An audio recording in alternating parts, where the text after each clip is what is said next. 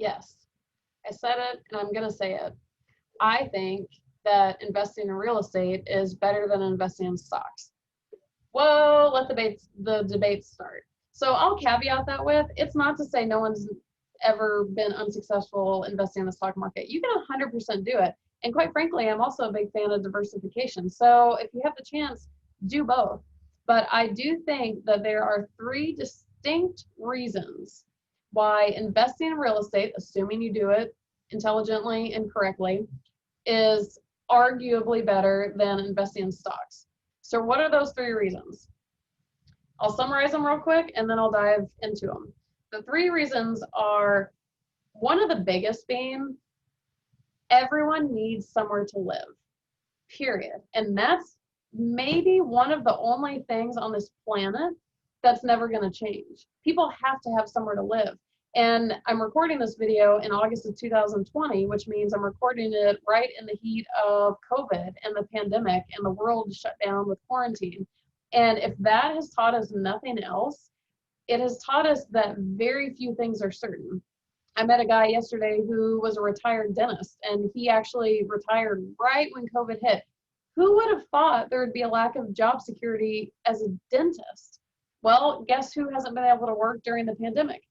Dentists, because their faces are in your mouth. So, I can't emphasize enough how volatile everything can be. I mean, not to scare the pants off everybody, but there are so many more things that are uncertain that I don't think most of us even realize. I never in a million years would have thought of an uncertainty with dentists, because we all have mouths, we all have teeth, and we all need help with them. But, I know some dentists now going out of business, and they're not going to be able to recover their practices because of COVID. So, when it comes to an investment, you always want to think down the line. Commercial real estate right now is in a bit of a pickle. And when I say a bit of a pickle, it's in a huge pickle. Who would have guessed that? So always be thinking. So when it comes to real estate versus stocks, stocks are tied to companies. Again, with the pandemic, there's a lot of companies going out.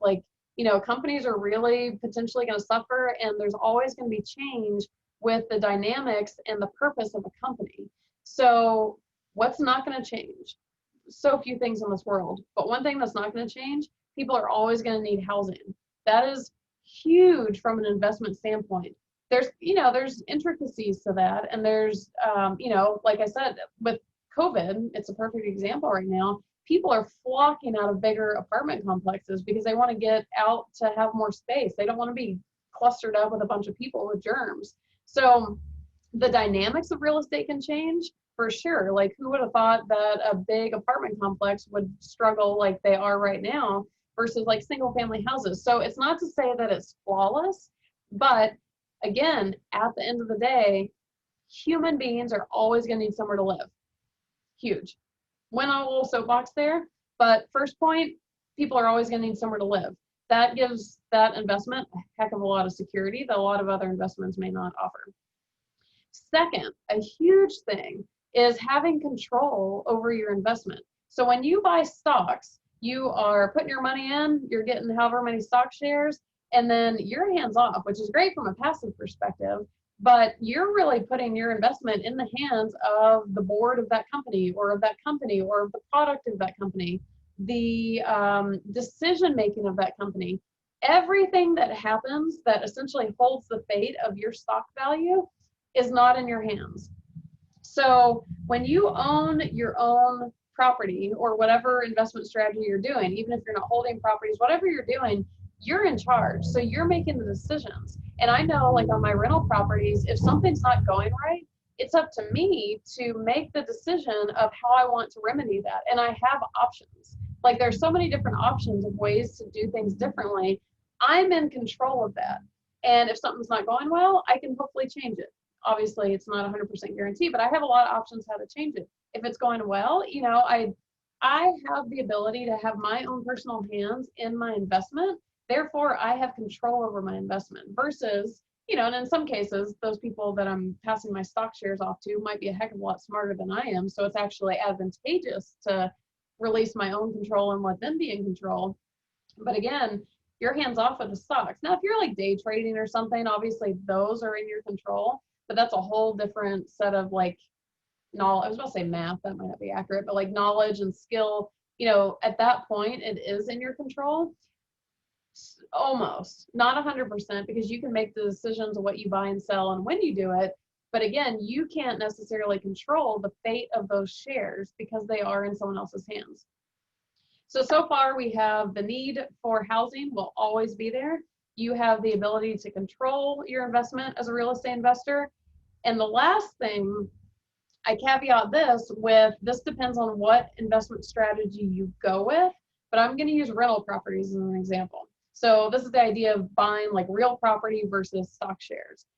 If you own a rental property, I'm going to put a link to really detail this out in the comment section so you can read more about it. But on a rental property, what people don't realize is there's actually 5 different profit centers on a rental property.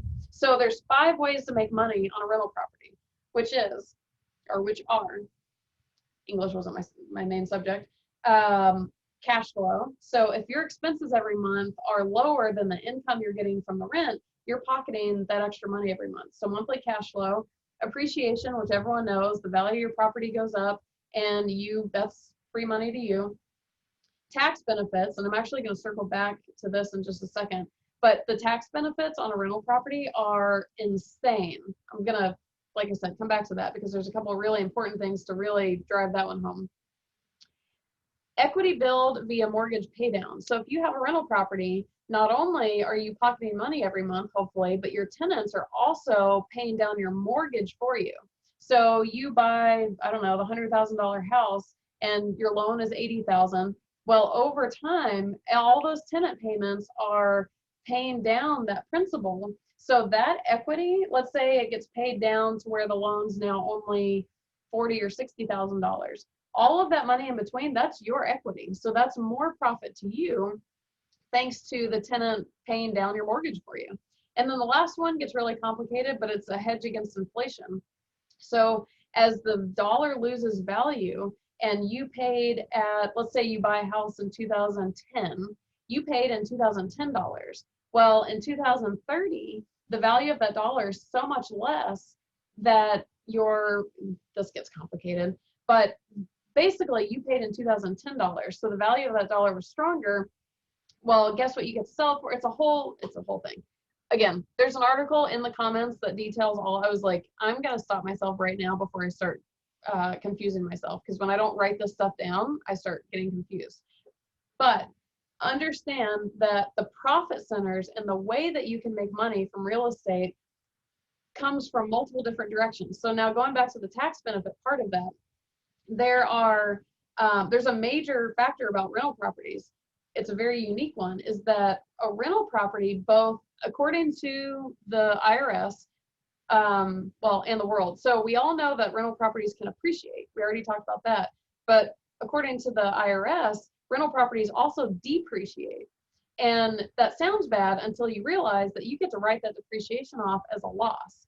So rental properties are one of the few assets that actually appreciate and depreciate all at the same time. Both can end up being very profitable. So you're actually making money from 2 different directions within that profit center. Another way that you're making money in 2 different opposing directions is with the appreciation. And like I said, that equity build when you're paying down your mortgage. So your equity is increasing while the appreciation is increasing. So if you feel scattered about everything I just said, aside from read the article in the comments, that's the whole point, is that's how many different directions you can actually make money on a rental property versus stocks. You have one thing that can happen. Well, 2, but 1. You put your money in, you buy your shares, and the value goes up or the value goes down. End of story. But with rental properties, you have so many different directions. Like, even think about it on the tax side. You're actually kind of technically winning from losses. If you have a loss, guess what? You get to write it off.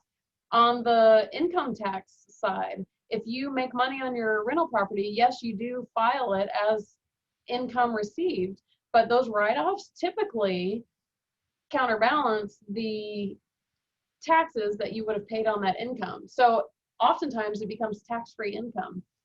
Hello. So many different ways to make money on a rental property. Now, real estate investing in general, if you're flipping houses, it's a different tax bracket type of deal. So every real estate investment strategy may not have those exact same 5 profit centers, but the point being that you can make money in so many different directions on real estate. So again, stocks can be great. I think people can become very rich over stocks, but there are 3 unique reasons why I think real estate stomp stocks all day long. Everybody needs somewhere to live. You have personal control over your investments for the most part. Freak of nature things can happen, but for the most part, you have a lot of control over your investments, and you can hold the fate of those investments in your hands. And you make money from so many different directions versus putting it into stock and it either goes up and down. So again, I think diversification can be great. I see no reason why you shouldn't invest in real estate and stocks.